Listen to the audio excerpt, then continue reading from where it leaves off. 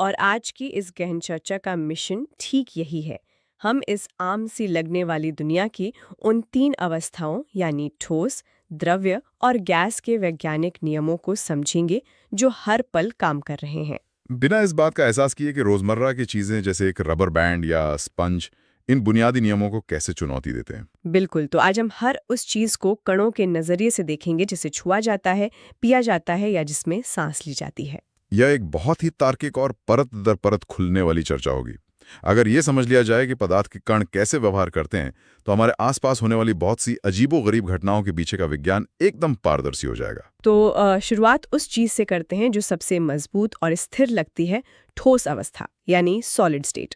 हाँ, जो सबसे आसानी से समझ आती है। बिल्कुल, एक सामान्य पेन, एक किताब, सिलाई वाली सुई या एक लकड़ी की छड़ को ही ले लें। इनका एक निश्चित आकार है, इनकी सीमाएं बिल्कुल स्पष्ट है। और इन पर हथौड़ा मारने या इन्हें जमीन पर गिराने से इनका आकार नहीं बदलता। सही बात है। विज्ञान की भाषा में कहें तो इनका आयतन स्थिर है और संपीड्यता यानी इन्हें बाहरी दबाव डालकर छोटा करने की क्षमता लगभग न के बराबर है। ये दृढ़ होते हैं। तो इस दृढ़ता के पीछे का जो विज्ञान है ना, वो कणों की आपसी पकड़ में छिपा है। आपसी पकड़ मतलब वो एक दूसरे से कैसे जुड़े हैं? बिल्कुल। ठोस पदार्थों के भीतर जो कण होते हैं, उनके बीच एक बहुत ही जबरदस्त आकर्षण बल काम कर रहा होता है। इसे ऐसे समझा जा सकता है जैसे कुछ लोगों ने एक दूसरे के हाथ बहुत कसकर पकड़े हुए हैं। एक लंबी और मजबूत मानव श्रृंखला की तरह। एकदम सही। वे अपनी जगह पर खड़े खड़े कंपन तो कर सकते हैं, थोड़ा हिलडुल सकते हैं, लेकिन अपनी जगह छोड़कर कहीं जा नहीं सकते। इसी मजबूत पकड़ और उनके बीच खाली जगह न होने के कारण ठोस चीजें दृढ़ होती हैं। मतलब अत्यधिक बल लगाने पर वे टूट तो जाएंगी, लेकिन आसानी से मुड़ेंगी या दबेंगी नहीं। बिल्कुल, उनकी फितरत नहीं बदलती। लेकिन यहीं पर एक बहुत बड़ी पहेली सामने आती है, जो हमारे स्रोत सामग्री में भी दी गई है और इस पूरी परिभाषा को चुनौती देती है। अच्छा, वो क्या है?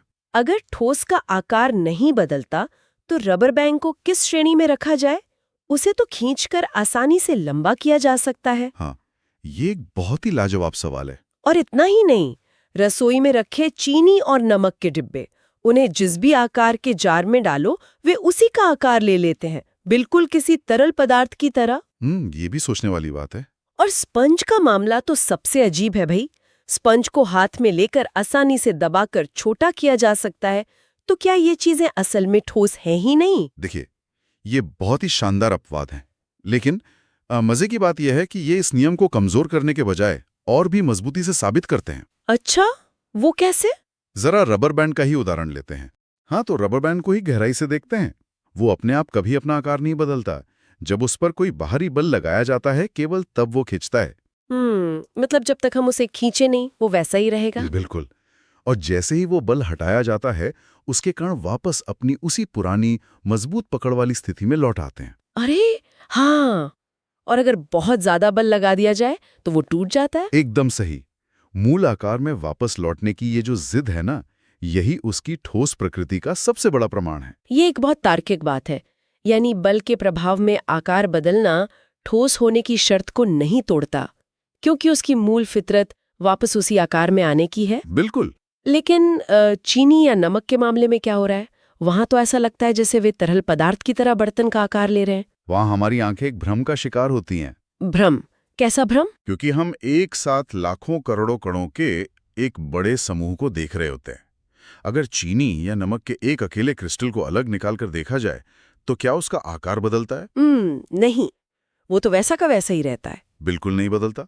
वो एक छोटा सा दाना अपनी जगह पर पूरी तरह से ठोस और निश्चित आकार वाला है, चाहे वो कटोरी में हो या चम्मच में। हम बस उस समूह के ढलने को उस दाने का ढलना समझ लेते हैं। अरे वाह, ये नजरिया बदलने वाली बात है। पूरी भीड़ को देखकर फैसला लिया जा रहा था, जबकि ध्यान एक अकेले क्रिस्टल पर होना चाहिए था। एकदम सही पकड़े। पर स्पंज का क्या? उसे तो सच में दबाकर छोटा किया जा सकता है। वहां तो आयतन भी कम होता हुआ दिखाई देता है। संपीड़न तो हो रहा है ना वहां। स्पंज का रहस्य उसकी बनावट के भीतर छिपा है। स्पंज के अंदर बहुत छोटे छोटे छिद्र होते हैं। एक तरह की सूक्ष्म गुफाएं। हाँ, बिल्कुल।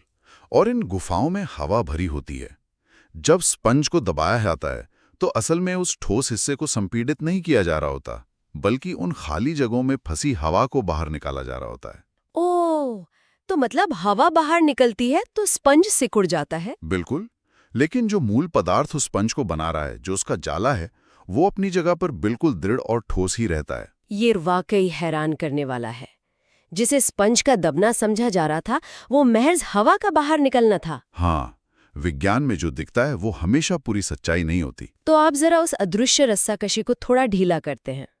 अगर ठोस के कणों को थोड़ी ऊर्जा दे दी जाए, उन्हें बाहर से थोड़ी गर्मी या ऊष्मा दे दी जाए, तो इस मजबूत पकड़ का क्या होगा? जब कणों को ऊर्जा मिलती है तो उनकी गतिज ऊर्जा यानी काइनेटिक एनर्जी बढ़ जाती है और उनका कंपन तेज हो जाता है। मतलब वो छटपटाने लगते हैं। हाँ भाई, इतनी जोर से हिलने लगते हैं कि एक दूसरे को कसकर पकड़े रहने वाला वो जो आकर्षण बल था वो टूट जाता है या कमजोर पड़ जाता है। और कण एक दूसरे का हाथ छोड़ देते हैं। एकदम, कण एक दूसरे का हाथ छोड़ देते हैं और फिसलना शुरू कर देते हैं। यहीं से ठोस अवस्था टूटती है और द्रव अवस्था यानी लिक्विड स्टेट का जन्म होता है। द्रव जैसे पानी, तेल, दूध या जूस। बिल्कुल। इनकी सबसे बड़ी खासियत ये है कि इनका आयतन तो स्थिर रहता है। मतलब अगर 50 मिलीलीटर पानी है तो वो 50 मिलीलीटर ही रहेगा, चाहे उसे कहीं भी रखा जाए। हाँ, पानी गायब तो नहीं होगा। लेकिन इनका कोई निश्चित आकार नहीं होता।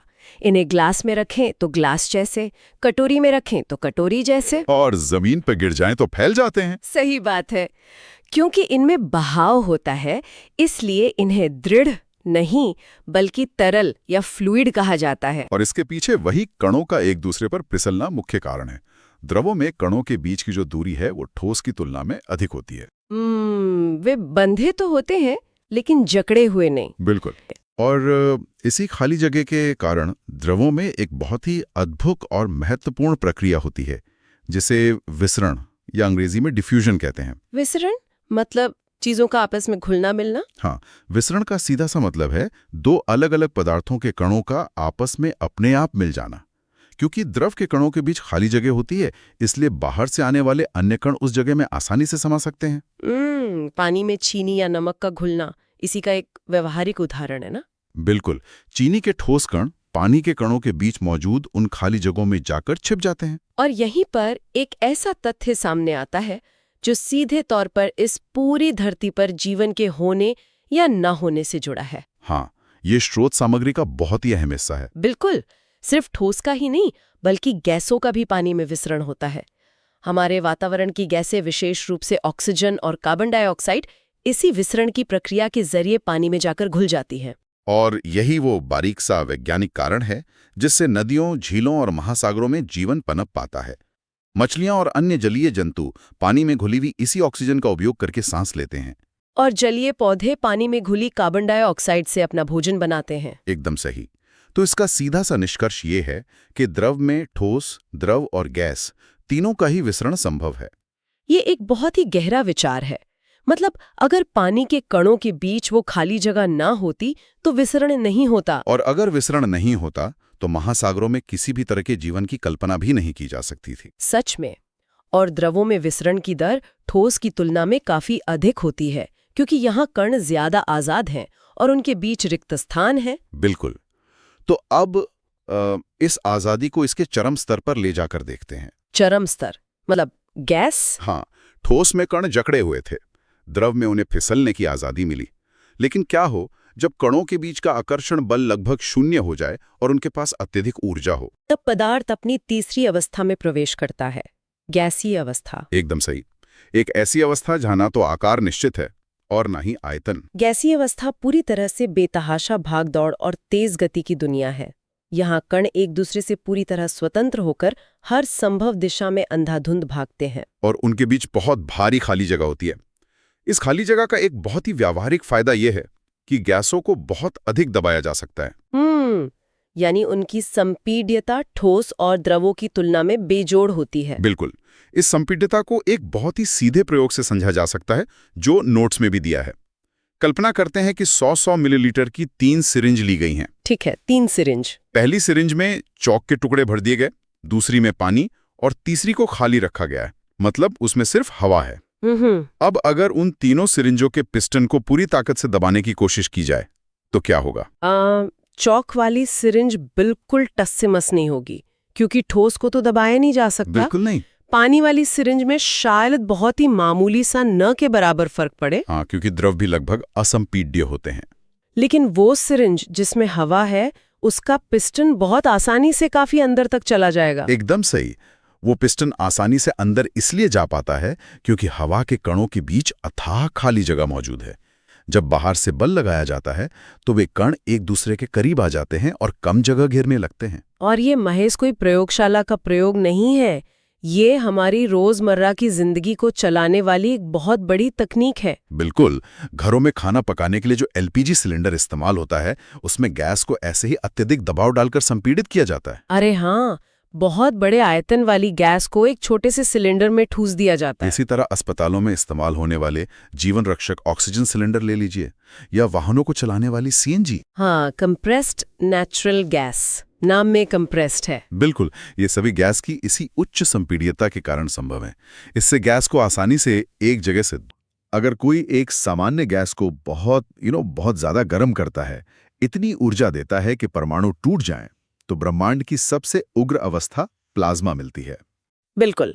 और इसके बिल्कुल विपरीत, अगर गैस को बहुत ज्यादा ठंडा किया जाए, उसकी सारी ऊर्जा सोख ली जाए और उसे परम शून्य तक ले जाया जाए, तो सबसे शांत अवस्था बोज-आइंस्टीन संगरण या बीईसी मिलता है। एकदम सही। एक तरफ पूर्ण अराजकता, शोर और असीमित ऊर्जा है जो तारों को रोशन करती है, और दूसरी तरफ पूर्ण शांति, एकता और बिना घर्षण वाली क्वांटम अवस्था है, जिसे इंसानों ने अपनी प्रयोगशालाओं में गढ़ा है। लेकिन हमारे स्रोत यहाँ रुकते नहीं हैं। ऐसा लगता है कि विज्ञान में अंतिम शब्द जैसी कोई चीज नहीं होती। क्या पदार्थ की और भी अवस्थाएं हैं? हाँ, भौतिक विज्ञानियों ने हमेशा सीमाओं को और आगे धकेला है। जैसे जैसे हम पदार्थ को और ज्यादा चरम ऊर्जा या दबाव में डालते हैं, कुछ और भी सैद्धांतिक और उन्नत अवस्थाएं सामने आती हैं। जैसे फर्मियोनिक कंडेंसेट, सुपर सॉलिड, और एक बहुत ही अजीब अवस्था जिसे क्वार्क ग्लूऑन प्लाज्मा कहा जाता है। क्वार्क ग्लूऑन प्लाज्मा, ये नाम तो सच में किसी भारी भरकम साइंस फिक्शन थ्रिलर जैसा लग रहा है।